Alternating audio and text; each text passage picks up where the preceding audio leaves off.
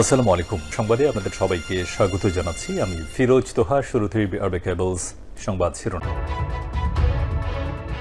দখলদার ইসরায়েলি বাহিনী এবং নিরীহ ফিলিস্তিনিদের মধ্যে ভয়াবহ যুদ্ধ চলছে।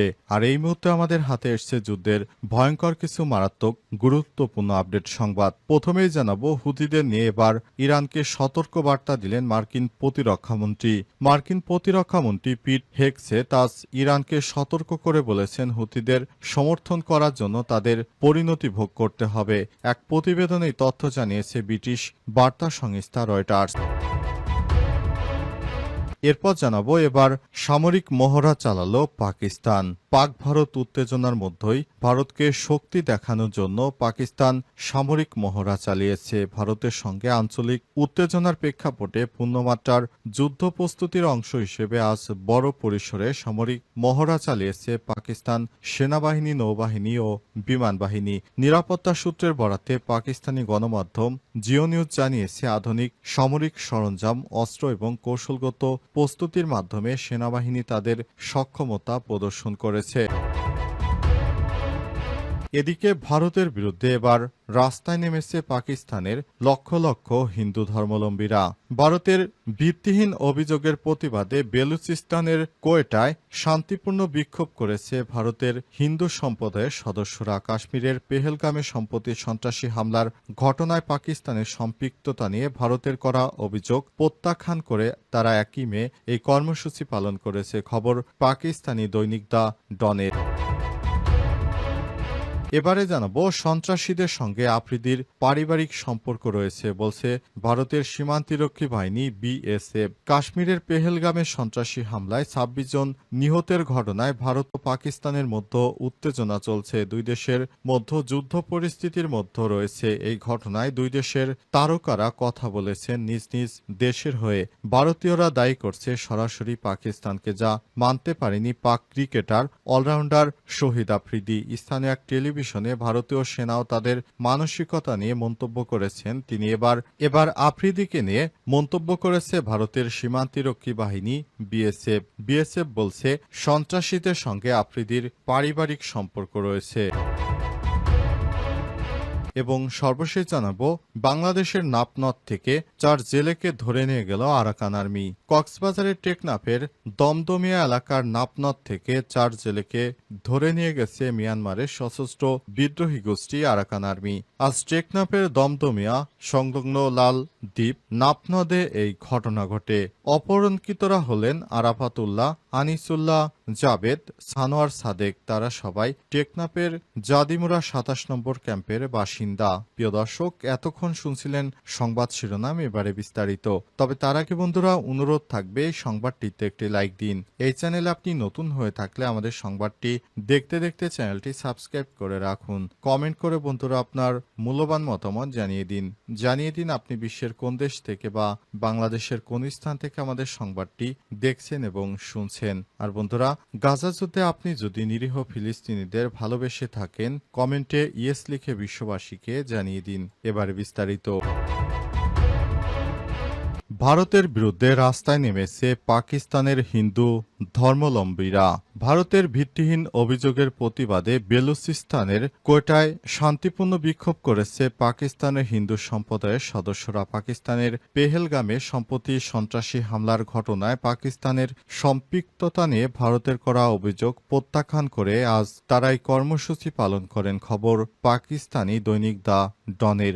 বিক্ষোভের আয়োজন করে বেলুচিস্তান প্রাদেশিক পরিষদ, পাকিস্তান পিপলস পার্টি পিপিপির সংখ্যালঘু সদস্য সঞ্জয় কুমার। তার নেতৃত্বে শহরের বিভিন্ন সড়ক ঘুরে বিক্ষোভকারীরা কোয়েটা প্রেস ক্লাবের সামনে জড়ো হন। বিক্ষোভে নারী পুরুষ নির্বিশেষে অংশ নেন। তাদের হাতে ছিল ভারতের প্রধানমন্ত্রী নরেন্দ্র মোদী ও ভারত বিরোধী নানা ব্যানার ও প্লাকার্ড। সমাবেশে বক্তারা বলেছেন, ভারতের অভিযোগকে রাজনৈতিক উদ্দেশ্য প্রসূত ও ভিত্তিহীন আখ্যা দিয়ে তার তীব্র প্রতিবাদ জানায়। এ সময় পেহেলগামে হামলায় পাকিস্তানের সম্পৃক্ততার দাবি সরাসরি নাকচ করে দেওয়া হয়। প্রধান বক্তা সঞ্জয় কুমার বলেছেন, পাকিস্তানের হিন্দু সম্প্রদায় দেশের সশস্ত্র বাহিনীর সঙ্গে একতাবদ্ধ। যদি ভারত আগ্রাসনের প্রচেষ্টা করে তবে পাকিস্তানের ১ কোটি হিন্দু সেনাবাহিনী পাশে দাঁড়াবে।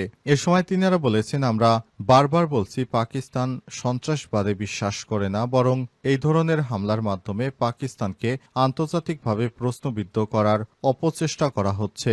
বিক্ষোভে অংশ নেওয়া নারী নেত্রীরা ভারতের সিন্ধু পানি চুক্তি স্থগিতের সিদ্ধান্তেরও তীব্র সমালোচনা করেছেন। তারা বলেন,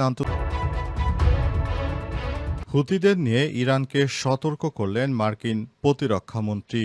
মার্কিন প্রতিরক্ষামন্ত্রী পিট হেগসেথ আজ ইরানকে সতর্ক করে বলেছেন, হুতিদের সমর্থন করার জন্য তাদের পরিণতি ভোগ করতে হবে। এক প্রতিবেদনে এই তথ্য জানিয়েছে ব্রিটিশ বার্তা সংস্থা রয়টার্স। প্রতিবেদনে বলা হয়েছে, মার্কিন যুক্তরাষ্ট্র ইরান এখন পর্যন্ত উপসাগরীয় রাষ্ট্র ওমানের মধ্যস্থতায় 3 দফা পরোক্ষ আলোচনা করেছে। আলোচনার লক্ষ্য এমন একটি চুক্তি স্বাক্ষরিত করা যা তেহরানকে পারমাণবিক অস্ত্র অর্জন থেকে বিরত রাখবে এবং ওয়াশিংটন কর্তৃক আরোপিত অর্থনৈতিক নিষেধাজ্ঞাগুলিতেও তুলে নেবে।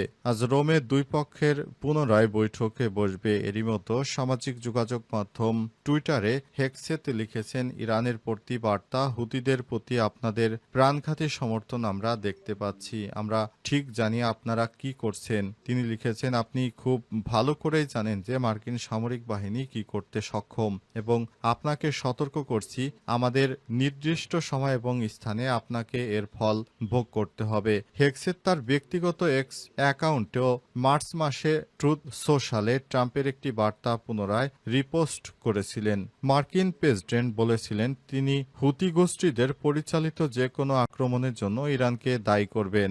যদিও ইরানের নেতা পূর্বেই বলেছেন, ইয়েমেনের হুতিরা স্বাধীনভাবে কাজ করে। এই গোষ্ঠীটি উত্তর ইয়েমেন নিয়ন্ত্রণ করে এবং ফিলিস্তিনিদের সঙ্গে সংহতি প্রকাশ করে লোহিত সাগরে জাহাজ চলাচল হামলা চালিয়ে আসছে হুতি বিদ্রোহ।